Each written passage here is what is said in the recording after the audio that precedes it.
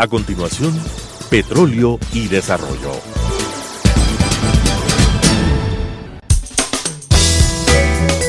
Clasificación B, bajo supervisión de un adulto.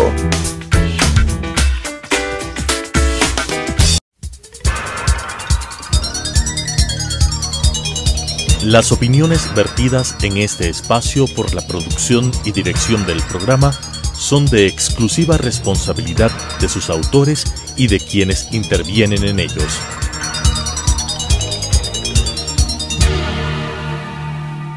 Telesucesos Canal 29 UHF presenta Petróleo y Desarrollo, conducido por Henry Llanes y Fernando Mosquera, especialistas en temas hidrocarburíferos y en los ámbitos de la política, la legislación, la contratación y la política económica.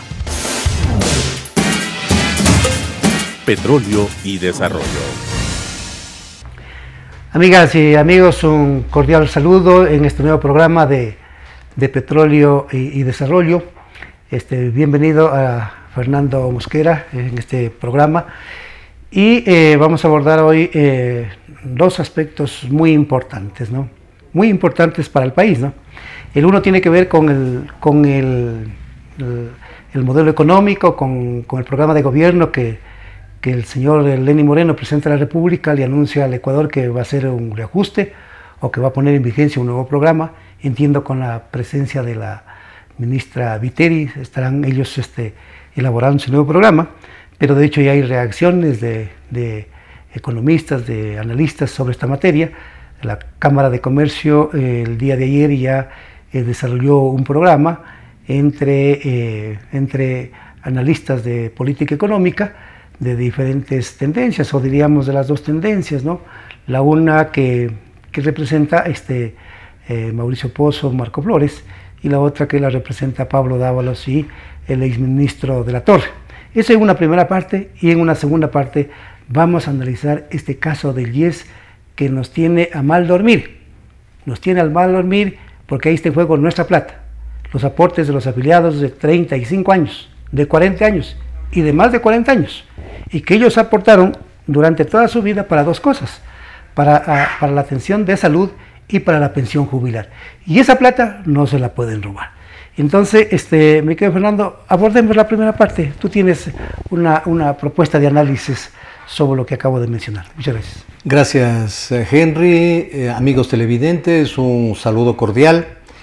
El presidente de la República, licenciado Lenín Moreno, en declaraciones que hiciera a un medio televisivo internacional, concretamente a CNN, manifestó que en gran parte el proyecto político había tenido que redefinirse producto de que no triunfó la oposición, concretamente el candidato Lasso, y que el triunfo fue para él como candidato a la presidencia y por lo tanto investido presidente de la República, pero que la condición económica del Ecuador era tan grave y que estaba diseñada para que el próximo presidente fracase en la gestión de la conducción económica del país.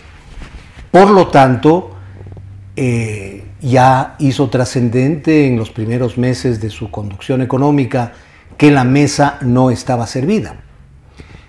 Cumplió con declarar efectivamente sobre la debilidad de nuestra economía, el enorme endeudamiento, pero cometió un error: el mantener a los mismos comensales, saloneros, cocineras de esa mesa no servida, con el respeto a quienes se dedican a esas labores como una profesión decente. Si mantenía al mismo equipo, ¿cómo iba a pensar de que la conducción económica iba a variar? Ha pasado ya un poco más de 10 meses y es la quinta vez en que se aplaza el programa económico que va a regir al Ecuador en un poco más de 3 años. Hoy va a ser los primeros días de la próxima semana, es decir, los días iniciales de abril, en donde probablemente el ministro Campana va a ser el que va a dar a conocer esta nueva propuesta. Lo que llama la atención es que no va a estar probablemente la señora ministra de Finanzas. Es que el tema es extremadamente delicado y creo que hay que informar a la sociedad lo que tú adecuadamente hace un momento indicaste, Henry. La Cámara de Comercio, en un gesto de discutir estos temas de interés nacional, el día de ayer, martes, en su auditorio principal de las cámaras, puso a disposición de la gente dos ponencias.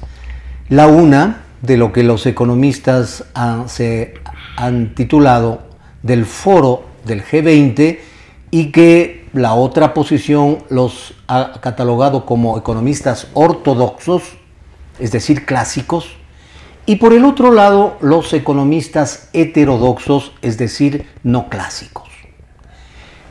En el un lado estuvieron el economista Mauricio Pozo y el economista Marco Flores, y por el otro lado el economista Carlos de la Torre, ex ministro de Finanzas, recientemente concluida su trabajo en esta primera parte del gobierno del licenciado Moreno, y Pablo Dávalos, un académico que también es portavoz de este grupo heterodoxo. Pero ¿cuáles son las posiciones que demandan estos dos grupos de lo que debería ser el próximo programa económico del gobierno? Los ortodoxos manifiestan que sería contraproducente elevar impuestos.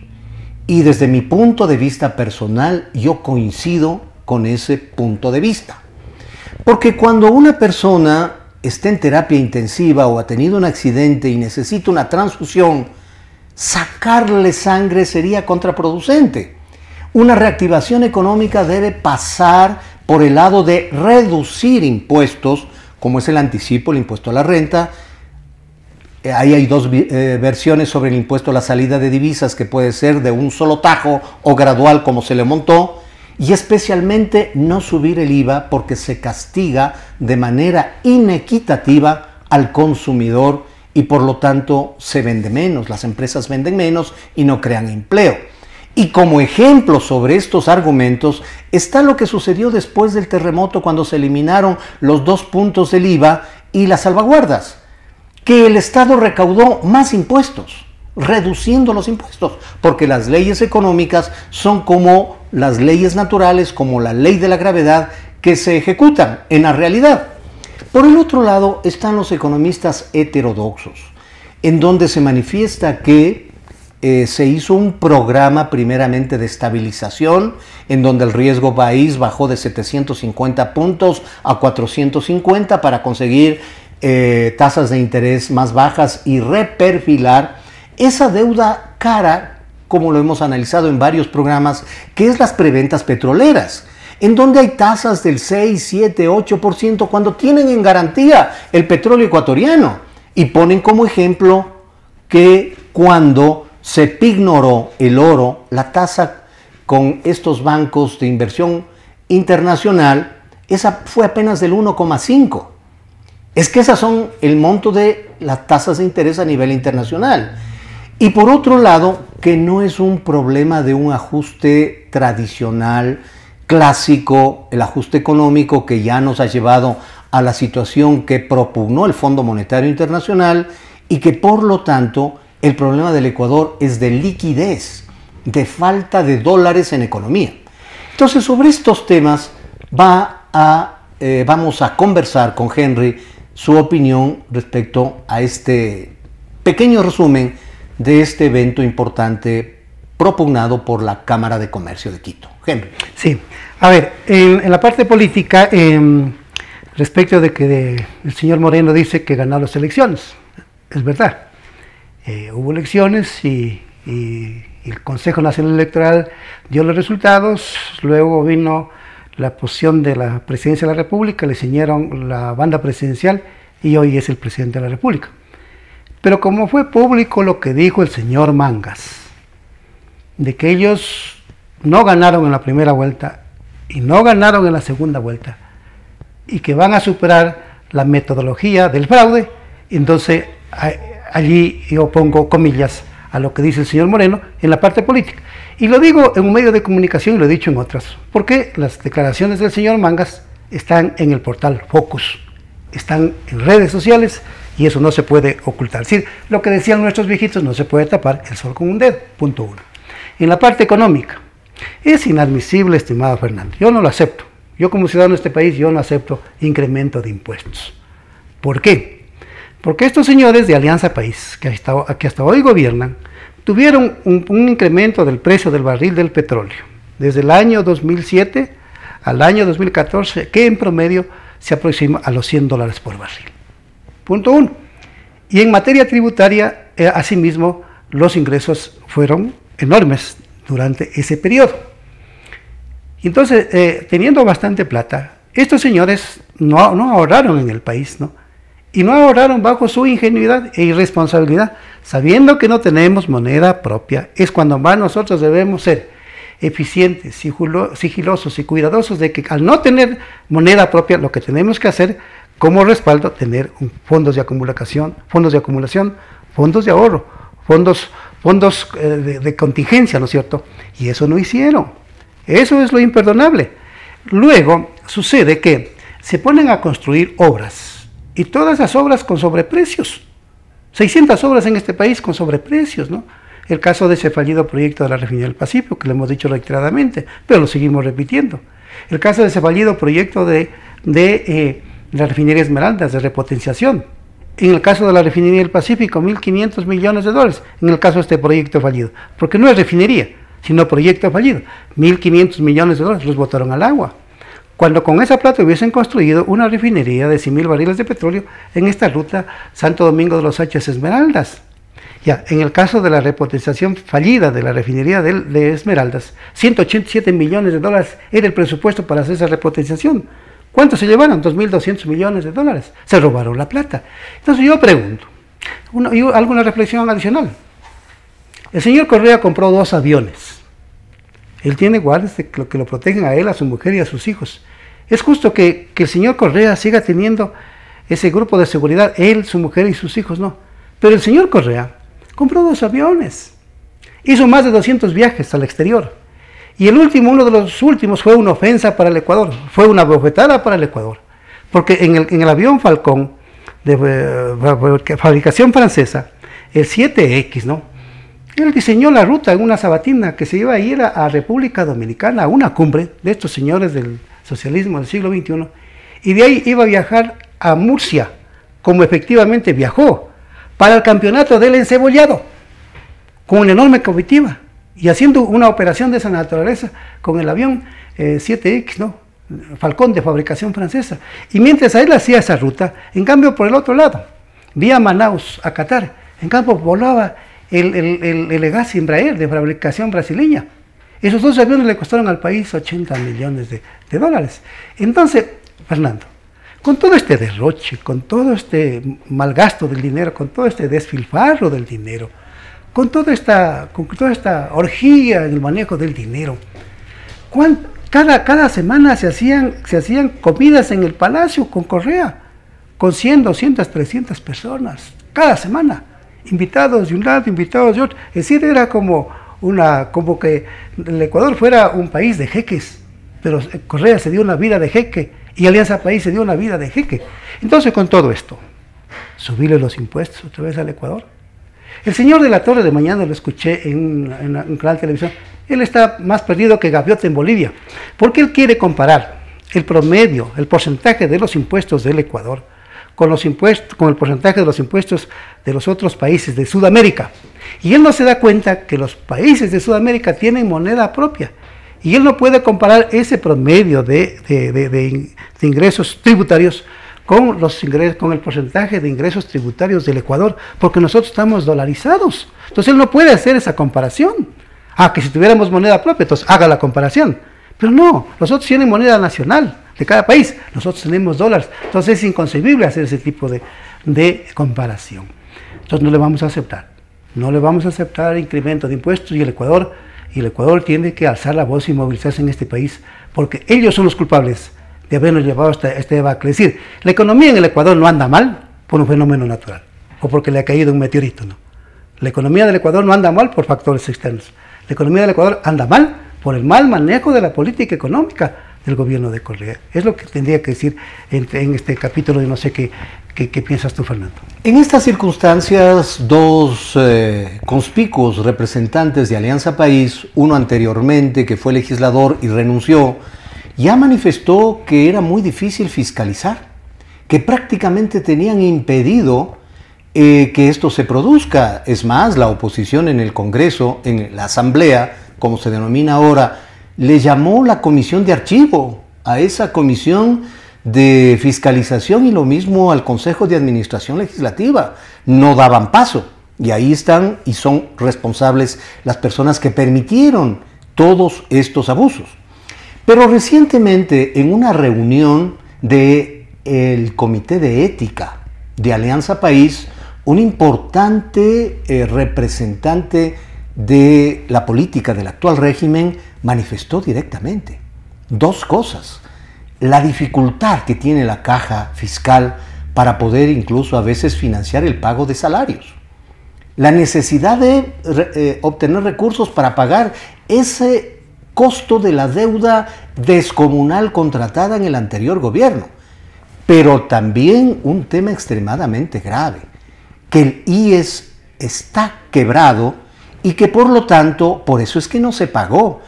Y adicionalmente, alguien tiene que responder que la Asamblea aprobó una ley inconsulta, inconstitucional, como acaba de ser demostrada, de haberle eliminado el aporte del 40% para el financiamiento del Fondo de Pensiones, conocido también como Fondo de Invalidez, Vejez y Muerte, el IBM, con B pequeña. Por lo tanto, casi 3 años de no haber aportado, eso ha desorientado las finanzas y creo yo también que es un tema que debemos analizar. Así es. En concreto, nada más y nada menos que Miguel Carvajal, secretario de la política, le dice al Ecuador 3 cosas. Y como que aquí en el Ecuador no ha pasado nada. Lo uno, que el IES está quebrado. Lo segundo, que el Fondo de Pensiones está en una gravísima situación financiera. Esas son las palabras de Miguel Carvajal. Y lo tercero, que el IES está quebrado porque Correa se llevó la plata del IES. Así de claro, fue él. ¿Ya? Esto es imperdonable, ¿no? Así mismo yo como afiliado eso no voy a permitir. Y creo que ni tú ni quienes nos ven a través de este importante medio de comunicación. Señores, la Caja de Pensiones fue fundada en 1928 en el gobierno del doctor Isidro Ayora Cueva de Loja. El fondo con el que inició esa caja fue de 500,000 sucres. Y de ahí en adelante se fueron incorporando todos los afiliados públicos y privados, ¿no es cierto?, en condición de afiliados de la Caja de Pensiones. Después ya, hoy tomó el nombre de Instituto Ecuatoriano de Seguridad Social a partir de 1970. Perfecto. Yo estoy publicando un libro, Fernando. Tú vas a ser comentarista de ese libro. Lo vamos a publicar en la Asamblea Nacional el martes 10 de abril, de 9 a 12 del día. Previamente lo voy a presentar a este libro en Ibarra el 5 de abril, jueves 5 de abril, en la tarde, a las 5 de la tarde. Y estamos también conectando con otras ciudades para exponer el libro. El libro se llama El IES al borde del abismo. Me decía ayer un amigo que le cambie de nombre y que le ponga que el IES ya está en el abismo. Y yo le supe responder que Miguel Carvajal se atrasó. Porque si Miguel Carvajal lo decía la semana anterior, sí le hubiera puesto ese título, pero yo no lo voy a poner. Y entonces, estimadas amigas y estimados amigos, la situación del IES es dramática. Pero aquí tiene un responsable, el señor Correa. Y Alianza País, que sigue gobernando hasta hoy, bajo 4 aspectos. Primero, es haber incorporado en el año 2010, ¿no?, para que el IES atienda a los hijos de los afiliados hasta una edad de 18 años. Sin financiamiento. Sin financiamiento. Segundo, el no pago de las deudas en salud. Yo voy a demostrar que el Estado siempre ha sido tramposo en el pago de las deudas a los afiliados, ¿no? Hasta junio del año 2017, 2.880 millones de dólares. Tercero, el tema del 40%, ¿no es cierto?, ¿no?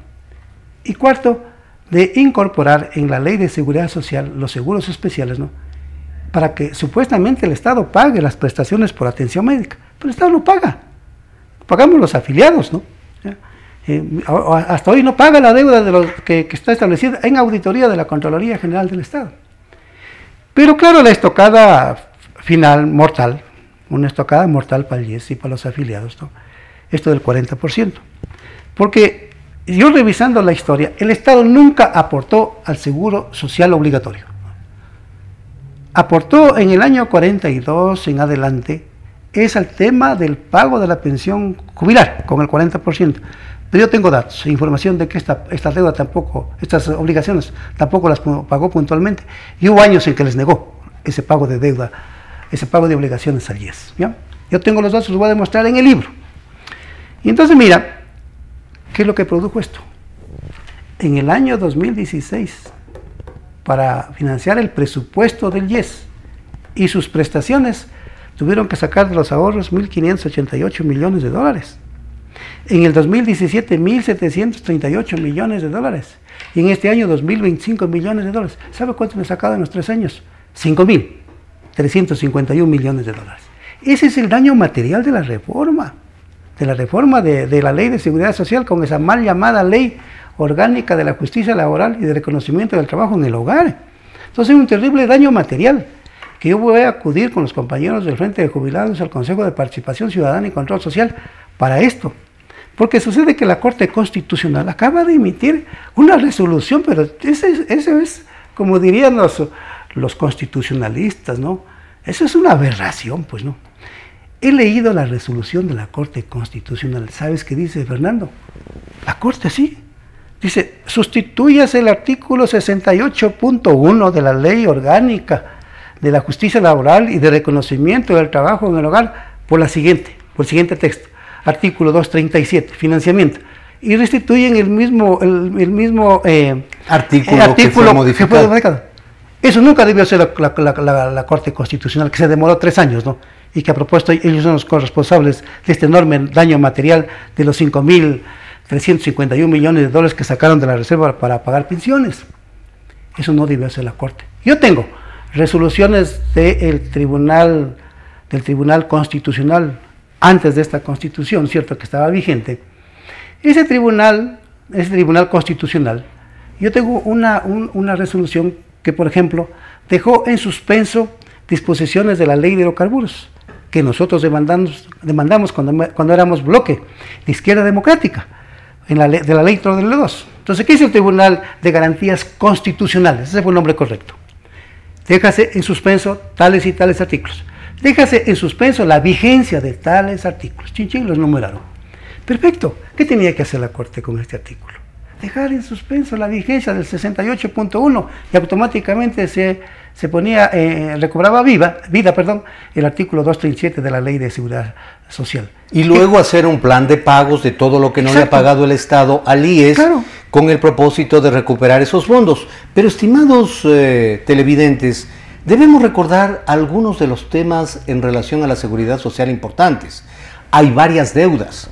Hay varias deudas, que una se llamó la deuda histórica, que se convirtió en 888 millones de dólares, cuando más de 2.800 millones de dólares se licuaron por las disposiciones de la dolarización. Y que eso, cuando se hizo las diferentes consolidaciones al tipo de cambio, hubieran sido más de 3.000 millones de dólares en beneficio del IES, y se convirtieron en 888, que no se pagó todo en efectivo, sino también con bonos del Estado. Posteriormente, lo que tú acabas de decir, la deuda de salud, que ya a estos meses debe estar superando los 3.000 millones de dólares, porque se siguen atendiendo por enfermedades catastróficas y también por los menores de edad, y que tenía que pagar el Estado, adicionalmente por los jubilados. Finalmente tenemos las diferentes inversiones que los fondos de pensión tienen en bonos del Estado. Entonces, si sumamos todo eso, el Estado ha sido el beneficiario del ahorro obligatorio nacional, y cuando tengamos que pagar pensiones en el futuro, ¿creen ustedes, estimados televidentes, que cualquier gobierno que esté en ese momento tendrá el dinero para poder pagar las pensiones, que es uno de los grupos más vulnerables, que entregó gran parte de su vida al ahorro en la seguridad social y que luego se quede sin pensiones. Por lo tanto, esto tiene que pasar por un encauzamiento de repetición de las personas que causaron esta debacle al Seguro Social. ¿Qué opinas, Así es. Henry? Los 5.351 millones de dólares, si no se hubiesen gastado en pago de pensiones, estuvieran generando rendimiento financiero. O sea, estuvieran generando interés. Y eso fortalece el patrimonio del IES. Y entonces ese daño es terrible, ¿no? Pero además, yo creo que Carvajal, y es parte del gobierno, sale con la estrategia para justificar el incremento del IVA del 12 al 15%, porque en eso anda. Y también para focalizar los subsidios. No, señores. Porque sucede que ellos nos van a decir, para poderle salvar al IES, que ellos lo han llevado a la quiebra, ¿no? ¿Ya? Está bajo la propuesta de querer incrementar la edad de jubilación. Entonces ya no serán 60, 65, 70. Algo nos van a decir. Que quieren incrementar los años de aportación. Y los aportes, el porcentaje de aportes, tanto patronal como personal. El porcentaje de aportación. Pero por otra vía también andan diciendo de que hay que bajar el pago de pensiones a la mitad. Y también andan diciendo de que los jubilados ya no se atienden en los hospitales del IES, sino en los hospitales públicos. Inaceptable. Inaceptable. La gente ha aportado de su trabajo, del sudor de su frente. Nadie le ha regalado, le cortaron de su sueldo. Es su dinero. Es su dinero. Entonces, querido Fernando, esto es grave, esto es alarmante. Yo creo que aquí nos queda, para terminar el programa, hacer una invitación cordial a los afiliados del IES, ¿no es cierto?, para que empiecen a analizar este tema. Y si tenemos que salir a las calles y movilizarnos para defender lo que hemos aportado 30, 35, 40 años o más de nuestro sueldo, lo vamos a tener que hacer. Y no se olviden de asistir a la Asamblea Nacional el día martes 10 de abril a partir de las 9 de la mañana al lanzamiento del libro de Henry Llanes que se llama El IES al borde del abismo. Gracias, estimado Fernando. Amigas y amigos, nos vemos en el próximo programa. Que pasen bien. Las opiniones vertidas en este espacio por la producción y dirección del programa son de exclusiva responsabilidad de sus autores y de quienes intervienen en ellos.